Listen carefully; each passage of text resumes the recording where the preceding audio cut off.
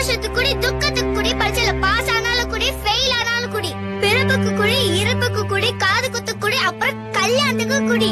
இப்படி எல்லாத்துக்கும் குடி. நாடு முழுசு சாராயம் கட்டு கடங்காம ஆறு போல ஓடுது. கஷ்டப்பட்டு சம்பாதிக்கிற பணத்தை பொண்டாட்டி பிள்ளைங்களுக்கு கொடுக்காம கவர்மெண்ட் நடத்துற ஒயின் ஷாப்க்கு கொடுக்கறாங்க. சாராயத்தை குடிக்கிறவன் அவன் மட்டும் தள்ளால, அவன் குடும்பமே தள்ளாடுது. குடும்ப தலைவரை சாராயத்தை குடிக்க வச்சு கொண்டுட்டு விதவியான அந்த வைஃப்க்கு பென்ஷன் தருது இந்த அரசு. கற்கை நின்றே பிச்சை புகினும் கற்கை நின்றே சொன்னது அந்த காலம். பிச்சை எடுத்தாலும் குடின்னு சொல்றது இந்த காலம். இந்த நாட்டுல குடிக்காக பிச்சை எடுத்தவங்க நிறைய பேர்